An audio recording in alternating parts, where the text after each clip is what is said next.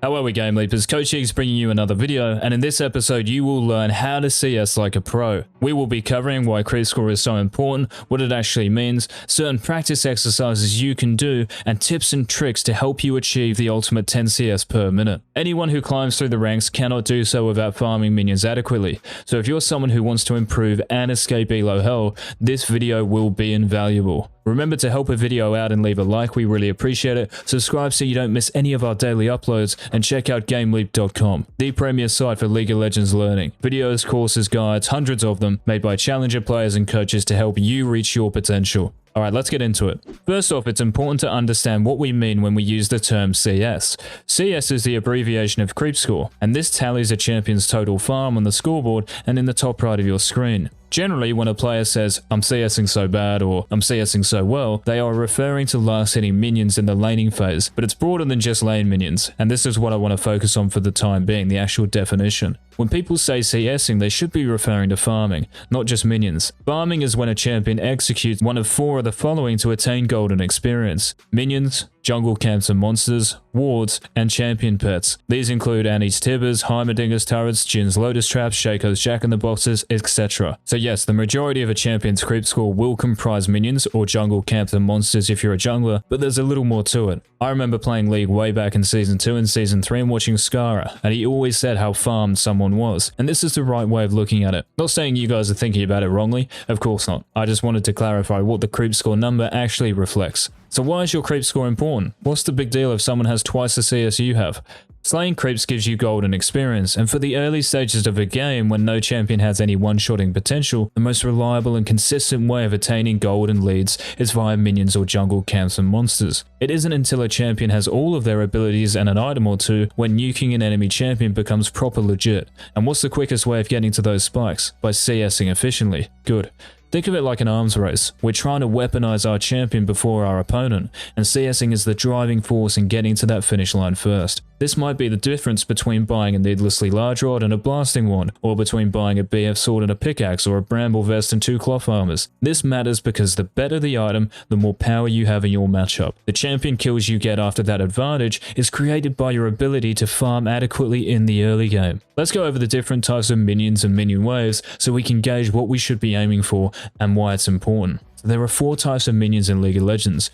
First one, melee minion. There are 3 melee minions in every wave, each one worth 21 gold. Number 2, the caster minion or range minion. There are also 3 range minions in every wave, each one worth 14 gold. These 2 minion types make up a standard minion wave, 3 melees and 3 casters. A standard wave grants a total of 105 gold based on the minion gold values, but this only applies to the first wave in the game. There is such a thing called passive gold, so every champion on Summoner's Rift generates gold from 1 minute 50 seconds into a game, just over 20 gold every 10 seconds. So a standard minion wave, which is worth 105 gold, coupled with the innate passive gold though, grants a total of approximately 150 to 160 gold. This will all become clear in a second. The third type of minion is a siege or cannon minion, and these spawn every 3 minion waves for the first 15 minutes. After 15 minutes, 1 cannon minion spawns every 2 minion waves, and after 25 minutes, 1 cannon minion spawns every wave. So why is a cannon minion important? Because it offers the most gold out of any minion, starting at 60 gold and increasing to 90 gold depending on the game time.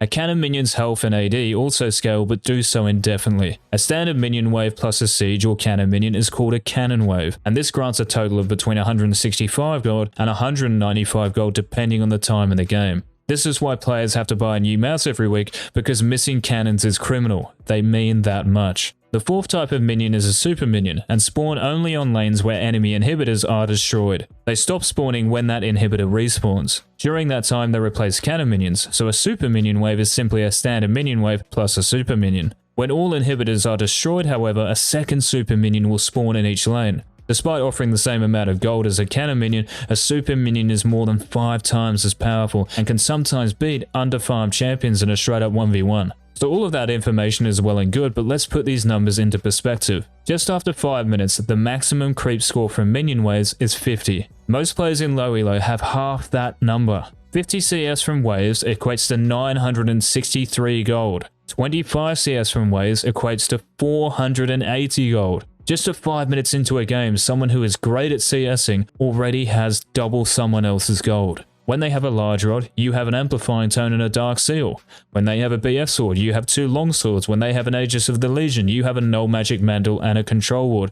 You get the idea. Again, I'm not saying you guys have 25 CS of 5 minutes. This is me just using an example to help draw home the idea that CSing is one of the essential building blocks to becoming good at League and climbing the ranks. Now, in almost every game, you are going to miss minions from backing and dying, so let's set some realistic benchmarks for us players who struggle with CSing. 5 minutes, let's go with 35 CS. 10 minutes, 70 CS. 15 minutes, 110 CS. And at 20 minutes, 155 CS. Hit these benchmarks, your gold income increases, your power increases, your win rate increases.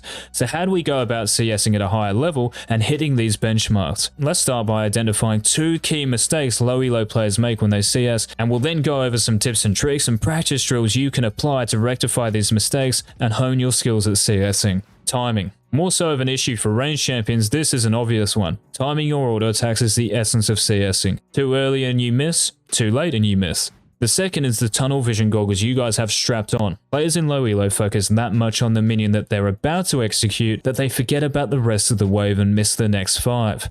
Here's a tip. When you input that auto attack on a minion, as soon as that auto attack goes off, you can no longer impact whether you get that CS or not. It's up to if you time your attack perfectly at that moment. The point here is that it's in the past and your focus should immediately shift to where and when your next auto attack is being used. Couple of general tips and things to think about. Minion and turret damage. The minions and turrets on your own team will damage the enemy minions and, if they land the last hit, will not award you any gold. In most instances, the damage is choreographed and should allow you to time your attack easily. Keep a watchful eye though, because some minions can sporadically swap targets, so keep on your toes and adapt on the fly. Abilities. Most champions have access to abilities in their kit that simplify their last hitting. Think of Cassiopeia with her E, Twin Fang, or Annie with her Q, Disintegrate. Both spells can be used in replacement of basic attacks as they are faster, stronger, and refund mana on a kill. The usage of abilities are not just limited to champions with this trait. In certain situations, it is efficient to trade mana and poke pressure to secure last hits that would otherwise be lost to minions or turrets. Again, our practice routines will help you out with these inconsistencies. Without further ado, let's get into the drills. Now there's going to be 2 levels of testing here, and you must pass each one to qualify to play ranked. We're not messing around here guys, the aim is to help you improve, so let's go. The baseline test.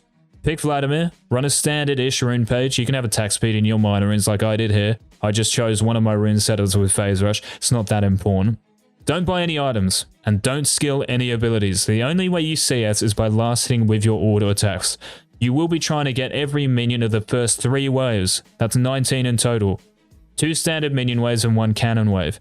To pass, you have to get at least 15 CS, and the cannon minion has to be one of them. Couple of small details. Auto attack the first melee minion, otherwise you would have to use an ability to get the first 3 melees. This becomes harder the more your minions stack up, so timing is everything. One of the biggest tips I can give with CSing in general is to press your S key before you're about to last hit a minion. This is your hotkey for player stop position unless you change it from its default setting. What this does is it stabilizes your screen in champion so it's easy to CS. You can be more accurate with your mouse and cursor, and the screen isn't moving around all over the place if you play on locked camera. The best ADCs in the world like Uzi and Teddy use this all the time, unless they're in line with a blitzcrank hook of course. So right before you're about to auto attack, tap S and watch your CS improve dramatically. So you've passed the baseline test, have you? Well, congratulations. Now it's time for the 19 test. 19 out of 19, but with your abilities this time. So this may sound easy because you can level up and use your basic abilities, but it isn't. And doing this consistently is key. Pick Vladimir again, same setup as the first test, and 100% it. If you fail any of these tests, you restart at the baseline. So the further you progress, the more pressure there is. Each minion means something, and this is great for preparing yourself for ranked, especially for games where you might be nervous like promos to another tier or a demotion game. Lose and you're gone. This test improves your tunnel visioning as well. Because you can use spells on minions, sometimes you will have to last hit them, and if you don't, then you start all over again. As you can see, I did all the hard work and choked, so it's not easy. It's the pressure of you guys, seriously. It's too much for me. You can create custom games and play against bots, but bots are so random, it's impossible for me to set a target that would be consistent for everyone. So complete these 2 tests before you play ranked every day or whenever that is, and you will crush it. If you enjoyed the video, guys, and learned something from it, leaving a like would be sick, as would subscribing to the channel because you legit do not want to miss any of our must-watch daily uploads. And if you're serious about becoming the best, you have to head over to our website GameLeap.com, the only place for informative league content that will make sure you become the best player you can be. This has been Coach Eagz.